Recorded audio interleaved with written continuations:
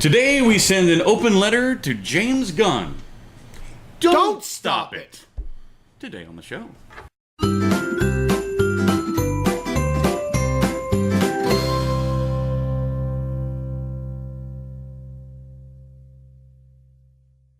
Good morning, Scallywag! So, of course, by now, you've probably heard back during Comic-Con where Disney suddenly up and fired James Gunn. You're fired! Yeah, and this was all due to some tweets that were sent out like 10 years ago. Now, these tweets were actually already known about. He's already apologized for them. They were basically just comedy tweets that were very obviously comedy, but were in somewhat bad taste. Oh, and by the way, he was working for Trauma Pictures at the time. Right. Or at least in that transition shortly thereafter. Yeah. Now, again, these tweets were all very much, I mean, anybody who would have even remotely taken any of these tweets seriously is obviously lacking some brain cells. So we're saying that about Disney then? Yeah.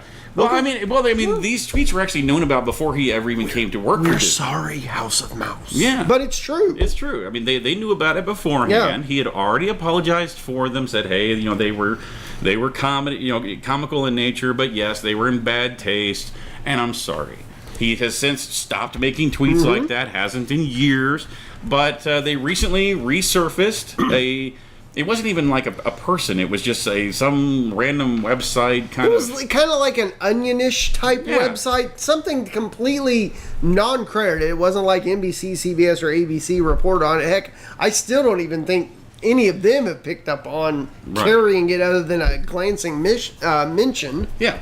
So, but anyway, they bring these tweets back out to light, and suddenly Disney decides to part ways with him. Yep.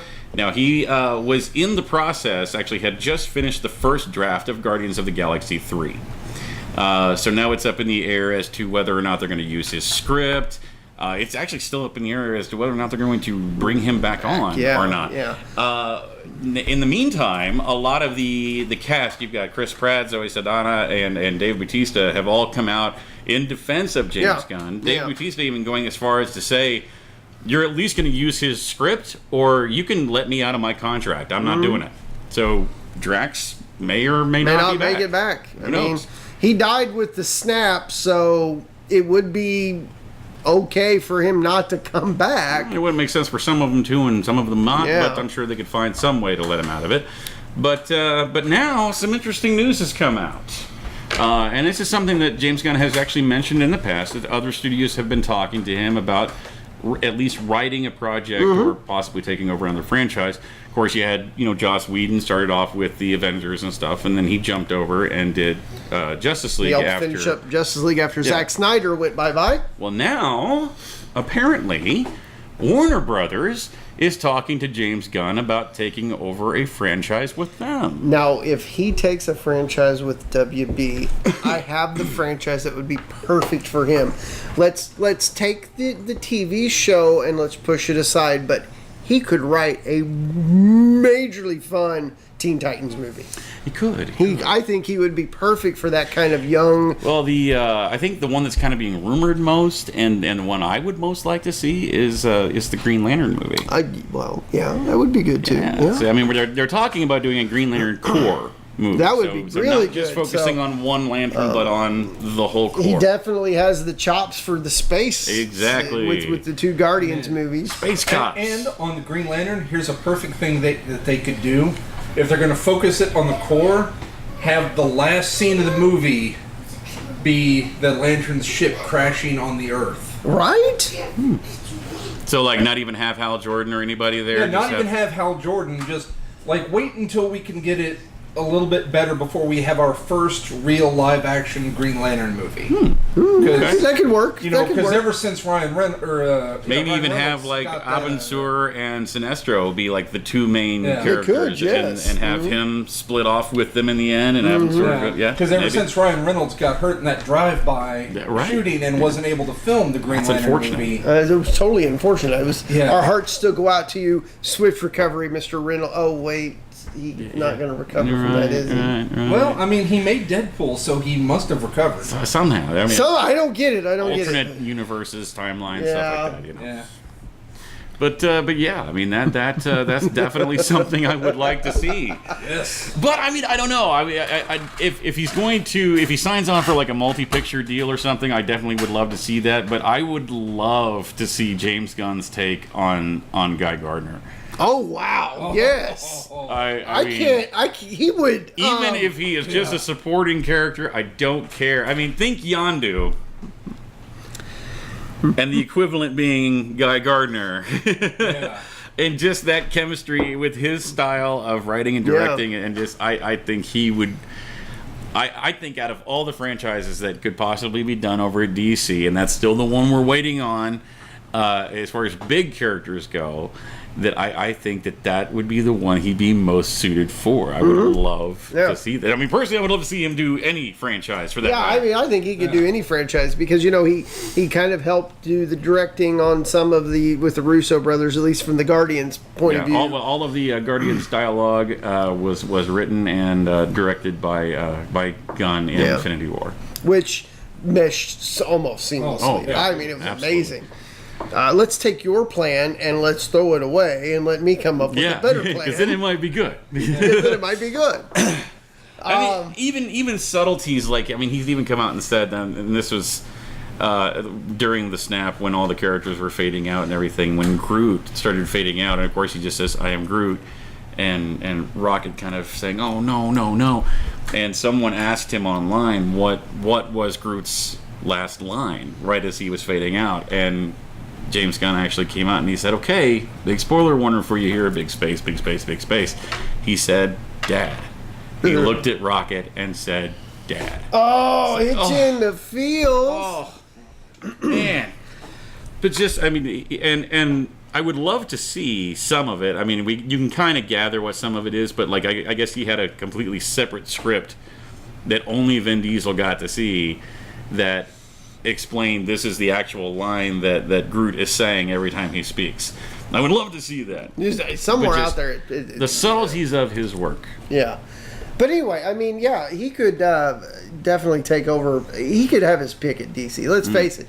Disney, I'm sorry you decided after a 10-year-old mistake that you wanted to leave a $2 billion net gain director out in the cold. But Warner Brothers, hey, you know, signed on the dotted line and bring him on. Maybe he could right your ship. If I had my wish and my way of things, I would say Disney bring him back. I mean, obviously everybody wants you to, especially the cast. Change.org, I think last time I saw it had like 600 and some odd thousand signatures. Oh, yeah. I mean, we're talking about something that was already out in the open when you brought him on in the first place. So to then turn around and fire him, and apparently they're now saying, I guess, that Kevin Feige didn't even know anything about him. No, this was an Iger decision. They went over his head. This was an Iger decision. Yeah. So, I mean, that's... I get it. You're trying to be politically correct. You're trying to be in the Me Too moment. You're trying to be showing respect for everybody. But where's the limit of liability on that? Where's the statute of limitation on that?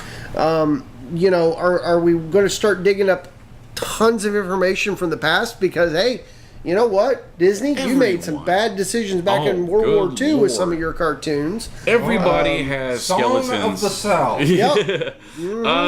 That Walt Disney himself was a known racist. Yeah. An anti-Semite. Yes.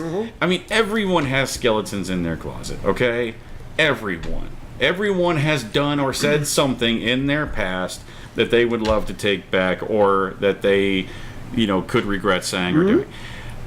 This was something, and I keep saying it, but this is something that was already known when you hired him in the first place. It was already known. He had already apologized for it, saying, look, it was just, it was very, very over the top, could not ever possibly be real comedy. Yes, there was some of it that was distasteful, but again, anyone who took it literally has got a couple of screws loose upstairs. Yeah. But they knew about it. He'd already apologized for it before they brought him on in the first place. So to then turn around and fire him for it anyway, years later, after he's made them a few $1 billion, is ridiculous. And then here's another important point that a lot of people are missing, because they like to compare the James Gunn thing to the Roseanne Barr thing. Okay, because in both instances you had people said something stupid on Twitter. Now, like we said with James Gunn, he said it a long time ago, has since done his mea culpas, and stopped doing it. Yeah.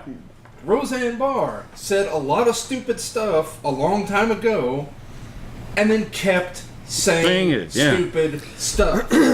and then got put back into the spotlight with her new show, and should have taken that as, I need to stop saying stupid stuff, and kept saying stupid stuff. Yes.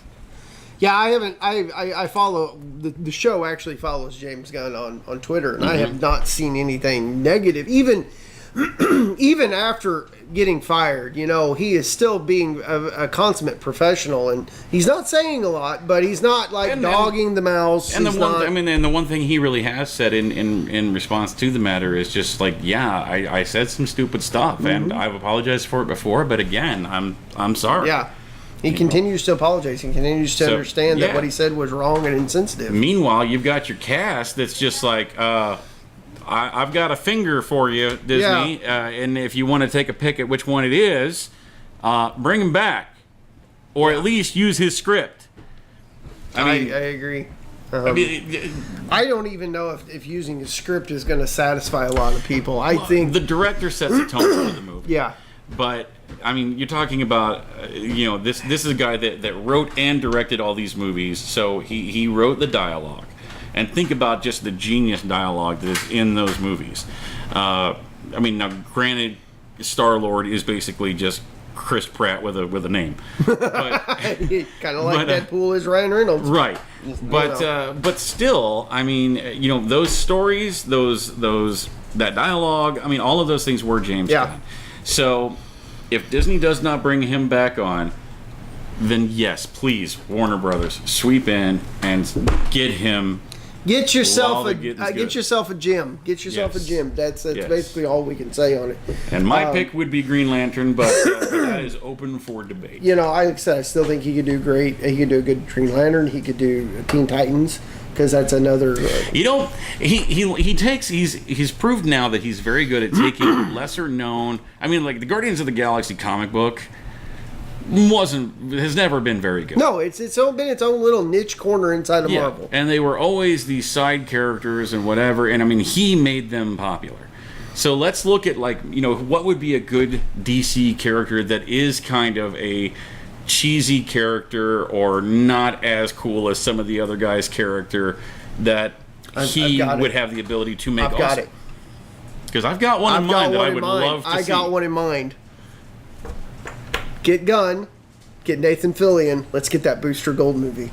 See, actually, they're on DC. This is going to take a bit of a turn here and talk more DC, but DC is actually making some pretty interesting decisions here lately, because now they're talking to Kevin Smith about writing a movie as well. I personally want to see Kevin Smith write the Booster Gold movie. I think Gunn could do it justice as well. I really do. He definitely could. I would rather see Kevin Smith. Not to get away. I think Kevin Smith would be good Justice League material. I really do. Personally, what I would like to see James Gunn, if it's not Green Lantern is definitely my first choice. But my second choice, give us a good Hawkman movie.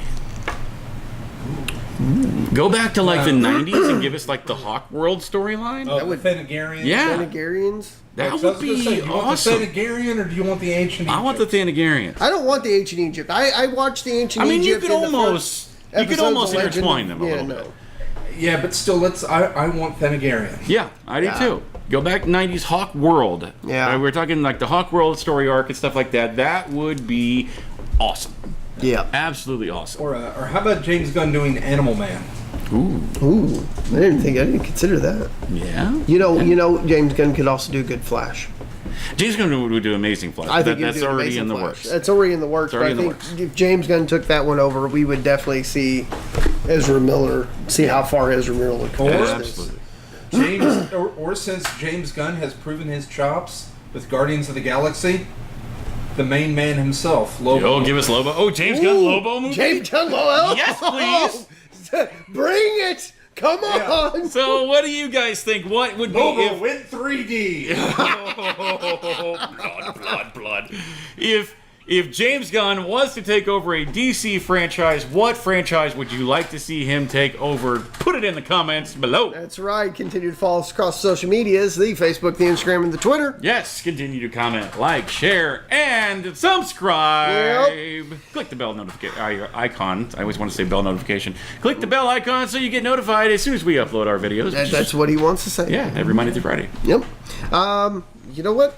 We don't have a shirt. We don't have a shirt. Neither of us have a shirt. That's okay. But hey, we have shirts. We got shirts. Yeah, you can get one right there on our Facebook page. They come in a vast array of colors. That's color of the shirt, color of the text. Let us know what colors you would like and what size you need. Just send us a private message on our Facebook page letting us know those things. $20 for a short sleeve shirt, $22 for a long. You can get one of our fabulous hoodies for $25. We'll get that process started for you. Mm-hmm. And until tomorrow, we will see you later. Goodbye. Hey guys, it's a very sweaty Shmoo here. This is National Night Out. And this is your Rushing Clip of the Day.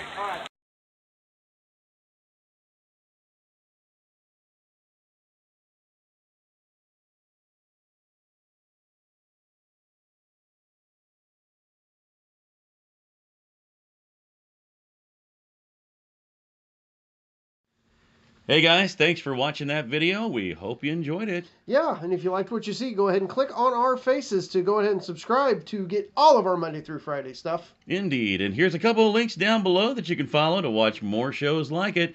Tons of great content right here at Scallywag Productions. We'll see you tomorrow.